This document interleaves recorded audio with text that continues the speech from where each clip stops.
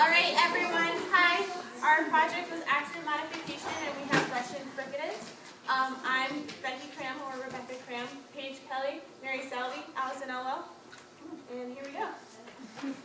So our diagnosis, our client OZ has been admitted for speech-language services to modify her Russian fricatives, or in other words, to enhance her use of mainstream American English fricatives. Specifically, OZ is substituting for and for. So for over there, she might say over there, or for think, she might say think, something along those lines. We would expect a phonological and articulation disorder because the and the do not exist in the Russian language, and producing and hearing these fricatives poses an issue for our client. Okay, ways in which it is usually treated are speech-language therapy, at-home self-awareness, high-density therapy, and thorough carryover practice. Okay, in speech-language therapy, they will mostly focus on verbal and visual cues. Verbal cues will be statements such as slide your tongue forward and place it in between your teeth while keeping the same airflow pattern and voicing. A good visual cue to use during therapy is the Iowa phonetics videos. They show the correct placement of your articulators. I'm going to show you those. Okay, so you go to fricative. So for our client, for example, you would show them what they're doing. Oh, it's a little bit cut off, but the important part is the tongue, which is this. So that's what they're doing. That's what they're supposed to do. Yeah.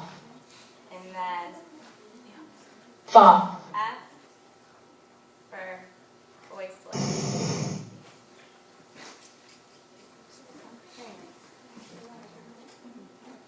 The clinician will also model the correct position of voiceless and voiced TH because they visually look different when going from Z or to the targeted sound.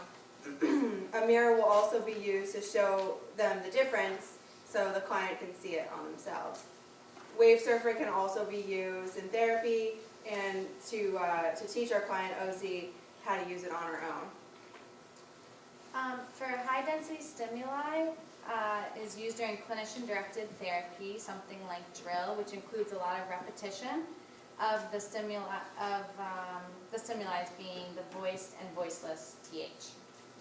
The clinician will also use high-density stimuli through auditory bombardment, with the most common English sounds of voiced TH being the, them, then, these, and those, and voiceless TH, think, thing, three, and through. Because remember that the voiced and voiceless TH do not exist in the Russian language. For at-home self-awareness, there's a slight difference, but in therapy, OZ can be taught that it can be seen on Wave Surfer that there is somewhat of a difference between F versus the voiceless TH, and because there's a little bit of a higher frequency with the F, and she could see that, and then she could also record herself and play back and listen to the differences as well. And there's a slight also for. There is a slight difference with, there's darker intensity, so higher intensity for Z than there is for the voice TH. Let's see. So OZ can download this free app at home and use it, and for a thorough carryover practice. No.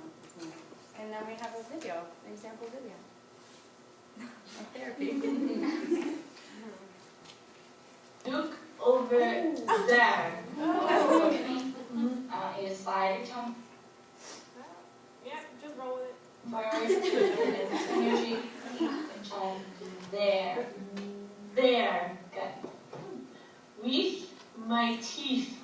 Okay, again. Slide your tongue forward and between your teeth. And good. Try teeth. Teeth. Good.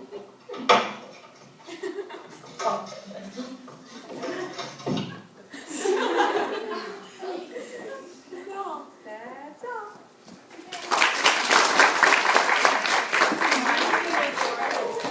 Should we stop it in between and then start it? Yeah. You guys should play